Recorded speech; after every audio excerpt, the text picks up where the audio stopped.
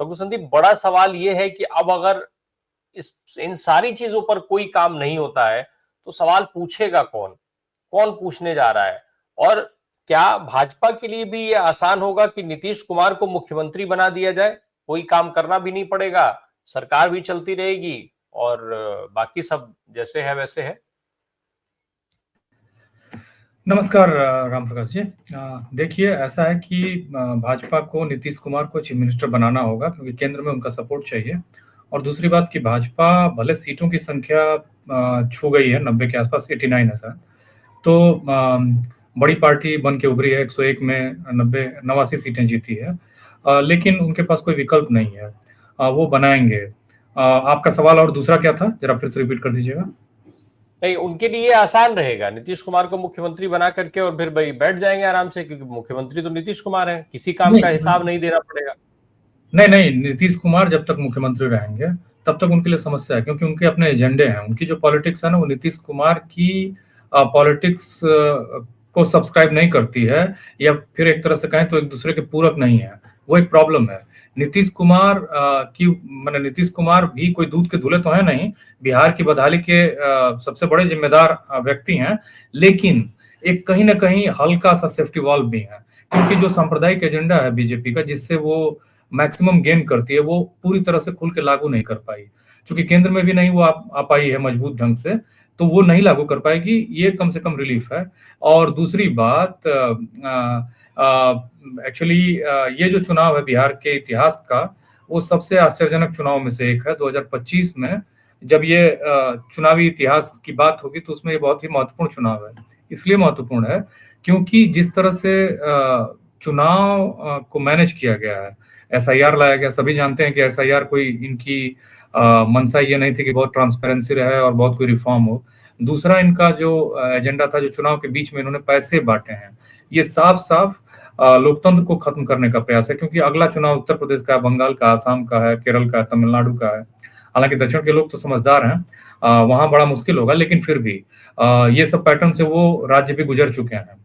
तो ऐसी स्थिति में अब क्या चुनावों में बस पैसा बांट दे, वो भी सरकारी पैसा। अब बताइए कि एक पार्टी या एक सरकार जो मैंने सरकार में है, वो चुनावी वायदों के मैंने नीतियों के नाम पर जनता को घूस दे रही है, ब्राइब कर रही है और चुनाव जीत जा रही है। तो इस चुनाव का कितना मतलब है, ये सबसे बड़ा तो सवाल ये है। लगातार आरोप भी लग रहे हैं, कई तरह की चीजें निकल के आ रही हैं, उन सब पे कोई जांच होना तो दूर की बात, बंद हो चुका है।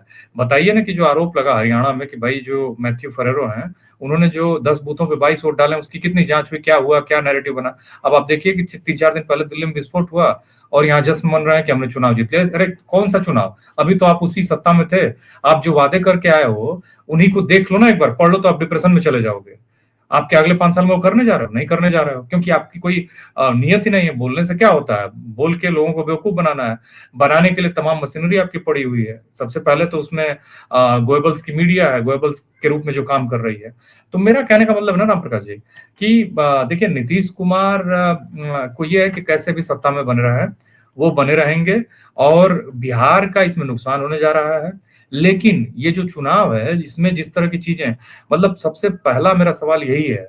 मैंने ठीक है, लोग बात कर रहे हैं कि आरजेडी का जो और कांग्रेस का जो गठबंधन था, उसकी जो व्यापक अपील थी, वो इन तीनों जो पार्टियां थी, एलजेपी थी, जेडीयू थी और बीजेपी थी, उसके लेवल की नहीं थी। इसको कुछ हद तक मान लीजिए, आप स्वीकार कर लीजिए। लेकिन 2020 में जब ये नजदीक नजदीक की लड़ाई थी, एकाएक 25 में इन लोगों ने ऐसा क्या कर दिया जो एकदम पूरा, इतनी बम्पर वोटिंग भी हुई और उसके बाद मतलब ये पावर में जबरदस्त ढंग से वापस आए। तो उसमें एक बस साफ साफ ये दिखता है कि 10,000 रुपए का कमाल और एसआईआर का कमाल। बताया जा रहा है कि इन्होंने, जो चुनाव आयुक्त हैं, उन्होंने खुद एक आंकड़ा दिया कि 7,42,00,000, और फिर वो 7,45,00,000 कह रहे हैं। फिर वो अधिकारी गए गुजरात से, फिर ट्रेनें भर भर के गई। ये सब जो रहस्यमय चीजें हैं, ये इशारा कर रही हैं कि ये चुनाव कहाँ गया है और कहाँ ले जाया गया है, कैसे चुनाव को मैनेज किया जा रहा है, पूरी मशीनरी को लगा दिया गया। ये तो सब कुछ हमको जो दिख रहा है वो दिख रहा है। जो नहीं दिख रहा है, आपने कई प्रोग्राम किए कि कैसे सीसीटीवी को कवर करके लोग मीटिंग कर रहे हैं। तो जब देश का लोकतंत्र, देश के मंत्री अधिकारी जब इस लेवल पर आ चुके हैं, तो फिर अब चुनाव का मतलब कितना रह गया है? यही वो सवाल है। बीजेपी ने कौन सा काम किया है पिछले 5 सालों में, नैरेटिव कौन सा दिया है? जैसे बिहार में भी आप देख लीजिए, मैं बार बार इस बात को दोहरा रहा हूँ कि जो जंगल राज की बात कर रहे थे, लोग कह रहे हैं कि जंगल राज का नैरेटिव, अरे जंगल राज तो अभी इस जो चुनाव होना था उससे पहले ही था। खेमका को उनके गेट पे मार दिया गया, हॉस्पिटल में मने खुलेआम 3-4 हत्यारे जाते हैं और आईसीयू में मार देते हैं, रोज एक मर्डर हो रहा था। मुख्यमंत्री जो जिनके बारे में ऐसा लग रहा था कि पिछले 6 महीने से बिहार बिना मुख्यमंत्री का है, वो मुख्यमंत्री किसी के सर पे गमला रख रहे हैं, किसी को पकड़ ले रहे हैं, उलझुल हरकतें करने लग रहे हैं राष्ट्रगान में। वो कितने मानसिक रूप से स्वस्थ है और क्या कौन सरकार चला रहा है, इसके बावजूद जनता उनके साथ सिंपैथी रख रही है। अद्भुत है भाई, कौन सी सिंपैथी? उन्होंने क्या किया है? कोई उन्होंने मैंने बहुत बड़ा जीविका दीदियों का 2006 में वो प्लान ले आए, मतलब 2006 से वो 2020 तक 25 तक 20 साल से पहले से चल रही है। महिलाओं ने वो पैसा है, 10,000 रुपए का मामला है, तो आप रुपए से चुनाव जीतोगे तो ये सबसे बड़ी तो गलती, मैंने सबसे बड़ा खराब बात तो ये है। फिर आप कितने मुंह दिखाने लायक, कितने आप मतलब नहीं, देश में लोकतंत्र को आप कितना मजबूत कर रहे हो, कैसे आप काम कर रहे हो, यही वो सवाल है जो इनको खुद, चूंकि इनमें कोई अपनी लेवल पर कोई इस तरह की चीज नहीं है, ये नहीं समझते हैं। इन्होंने उचित अनुचित को खत्म कर दिया है, बस चुनाव जीतना इनका एजेंडा है। तो फिर आप जीतते रहिए, लेकिन जनता हार रही है। तो ये अब अगर यूपी की जनता भी उनको औकात दिखाए तो कम से कम ये क्लियर हो जाएगा ना, वो जातियां उनको औकात दिखाएं तो क्लियर हो जाएगा ना, फिर ये लोग स्वतः खत्म हो जाएंगे। जिस तरीके से आए हैं उसी तरीके से गायब हो जाएंगे, जैसे आए वैसे विदा हो जाएंगे। लेकिन खैर, कम से कम बिहार में ये एक अच्छी चीज हुई, मुझे लगता है शायद इस दौरान। डॉक्टर संदीप, ये जो पूरी बातचीत थी, जिस तरीके से हम लोग देख रहे हैं आज बिहार की स्थिति को, उस स्थिति में हम कितना परिवर्तन आने वाले कुछ समय में देखेंगे, जिसका दावा किया गया था, जो बताया जा रहा था। मोदी जी ने कल भी बहुत लंबा लंबा खाका खींचा था भारतीय जनता पार्टी कार्यालय से। मखाने की खीर से लेकर के मखाने की माला से लेकर मखाने की खीर तक चली है बिहार में। अब वास्तव में कितना फायदा उसका मिल जाएगा बिहार को? नहीं, बिहार को कोई फायदा नहीं मिलना है, इनफैक्ट देश को कोई फायदा नहीं मिलना है। राम प्रकाश जी, मैं 3 बातें कहना चाहता हूँ। पहली बात कि इस हार से विपक्ष को निराश होने की जरूरत नहीं है। अभी से, आज सुबह अगर उठे हैं तो अभी से उनको लग जाना चाहिए और लग के काम करना चाहिए। काम ये करना चाहिए, बड़ी अच्छी बातें कर रहे थे अनिल जी, अनिल सिन्हा जी। वो कह रहे थे कि जो आइडियोलॉजी और जो आइडेंटिटी पॉलिटिक्स है ना, एक्चुअली आइडेंटिटी पॉलिटिक्स जो है वो आइडियोलॉजी पर भारी हो गई है। कहीं ना कहीं वो आपको लोगों के बीच में काम करके वो ग्राउंड खोजना होगा। देखिए, ये भारत विविधताओं का देश है, तमाम तरह की विविधता है, क्लास है, कास्ट है, उसके ऊपर उसमें भी क्लास है, कास्ट के विदिन भी कास्ट है। देखिए, एक अमीर यादव, मैं यादव जाति से हूँ, हालांकि जाति पर मेरा कंट्रोल नहीं है, मैं आपको समझा रहा हूँ, लेकिन एक अमीर यादव से मेरी अमीर यादव को मुझसे बहुत सिंपैथी नहीं हो सकती है, क्योंकि वो उस बुर्जुआजी कल्चर को कैरी करता है और उसमें मैं प्रोलेटारिएट होते हुए नहीं आता हूँ।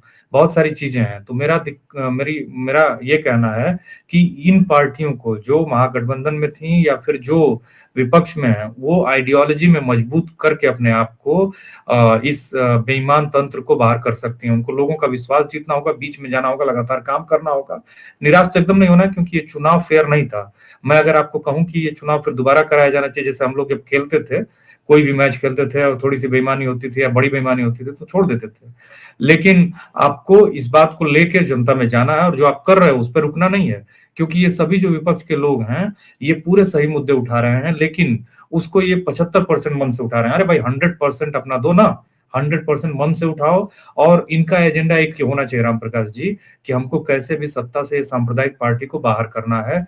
वो पार्टी जो सांप्रदायिकता को जिसने पूरे देश में फैला रखा है, जो धर्मनिरपेक्ष मूल्यों के खिलाफ है, जो समता के खिलाफ है, जिसने क्रोनी कैपिटलिज्म को बढ़ावा देकर देश में असमानता को बढ़ाया है, देश को बर्बादी की ओर बढ़ाया है, उसको हमें बाहर करना। उसमें सीटें हमारी 2-4 कम हो जाए, 5 कम हो जाए, ना हो, इसका मसला नहीं होना चाहिए। आपको कैसे भी इन ग्रेटर इविल्स को बाहर करना है सत्ता से। दूसरी बात, तीसरी बात मैं ये कहना चाह रहा था, अभी तो हमारे वो साथी चले गए इरशादुल हक, हम लोगों को इमोशंस में बहने की जरूरत नहीं है।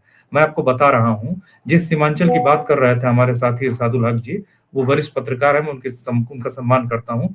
मैं आपको एक एग्जांपल देता हूँ, वही सारा वो भी कर रहे थे, अनिल सिन्हा जी, लेकिन नाम नहीं ले पाए। पहले बिहार में एक विधानसभा क्षेत्र होती थी बारसोई सीमांचल में, अब वो बलरामपुर हो गई है। आप उसका आंकड़ा देखिएगा, उसके जो पिछले एमएलए थे, 4 बार के एमएलए, मेरे दोस्त भी हैं, महबूब आलम सीपीआई एमएल से। महबूब आलम चुनाव हार गए, जानते कितने वोट से? तीसरे नंबर पे हैं वो, 369 350 पौने 400 वोटों से हारे हैं। दूसरे नंबर पे जो है वो AIMIM का कैंडिडेट है। मैं आपको बता रहा हूं कि सीमांचल के ज्यादातर मुसलमान जो हैं वो अशिक्षित हैं, लेकिन ये जो दूसरी तरह का कम्युनलिज्म है, मुस्लिम कम्युनलिज्म है, ये और घातक है। इसलिए हम जो ये इसकी पॉलिटिक्स है असदुद्दीन ओवैसी की, उसको एकदम सब्सक्राइब नहीं कर सकते हैं। वो अगला स्टेप उसका अलग देश मांगने का है। तो आप कितने बंटवारे करोगे, क्या करोगे? पहली बात तो उनको समझाया जा सकता है, सीमांचल के मुसलमानों को, महबूब आलम को जो हरा दे, जो 4 बार का एमएलए रहा हो और नेता विपक्ष था, वो सीपीआईएम का लीडर था पिछली विधानसभा में, उनको तीसरे नंबर पे भेज दिया। जो एएमआई का कैंडिडेट है उसको 80,000 वोट मिले हैं और इनको 79,000। संगीता देवी जीती हैं 345 वोटों से, कुछ वोटों से। और जो चौथा कैंडिडेट है वो भी मुसलमान है, उसको भी 10,000 वोट मिले हैं। अब आप सोचिए, तो मुसलमानों की प्रायोरिटी महबूब आलम नहीं थे, उनको रिलीजियस जो सेंटिमेंट्स को जगा रहा है असदुद्दीन ओवैसी था। तो मुसलमान भी कहीं बहुत क्लियर नहीं थे कि हमको हर हालत में सांप्रदायिकता से लड़ना है। वो क्लैरिटी उनमें आपको लानी होगी। ये काम विपक्ष के नेताओं का भी था और उस कम्युनिटी के लोगों का भी है, और लोगों का भी है जो वोटर हैं। तो ये सब समझना होगा, इस तरह से नहीं हो सकता। तो निराश होने की कोई बात नहीं है, एकदम मजबूती से जाइए। बड़ा शानदार एक लेख है, हिंदू में छापी है, वैदेही ने लिखा है कि जो विपक्ष का नेता है भारत के, चाहे वो राहुल गांधी हैं, चाहे वो अखिलेश यादव जी हैं, या फिर तेजस्वी यादव हैं, सभी काम सही कर रहे हैं। बस मजबूती से अपनी लाइन पर खड़ा रहना है। ये पूरे चुनाव पैसा बनाम मुफलिसी का हो चुका है। पैसे से 30,000 करोड़ रुपए जो खर्च कर रहा है वो जीतेगा, और इसकी लड़ने का आपको प्लान बनाना होगा। और हम आपको सीखना होगा, उस वैदेही ने जो हिंदू में लेख लिखा है उसने यही लिखा है कि कैसे आप ये जो उसका टाइटल है, what the opposition can learn from Mamdani. Mamdani जो जिसका मजाक उड़ाया जाता था, उसने न्यूयॉर्क का मेयर का चुनाव जीतकर ये साबित किया है कि आप मिनिमम रिसोर्सेज में जीत सकते हो जब आप लोगों से कनेक्ट करना शुरू करते हो। राम प्रकाश जी, लोगों से जब आप कनेक्ट करते हो तो जीतने की संभावनाएं बढ़ती है, ऐसी बात नहीं है। तो इसलिए इसमें लोग मजाक उड़ा सकते हैं राहुल गांधी का, किसी भी विपक्ष के नेता का, लेकिन ये सभी लोग जो है अगर मिलकर मजबूती से मेहनत करें, ईमानदारी से प्रयास करें, तो ये हटा सकते हैं। और इनको ये तय करना है कि ये कितने ईमानदार हैं और कितना अपना जो एफर्ट्स है उसका 100% दे रहे हैं। जी।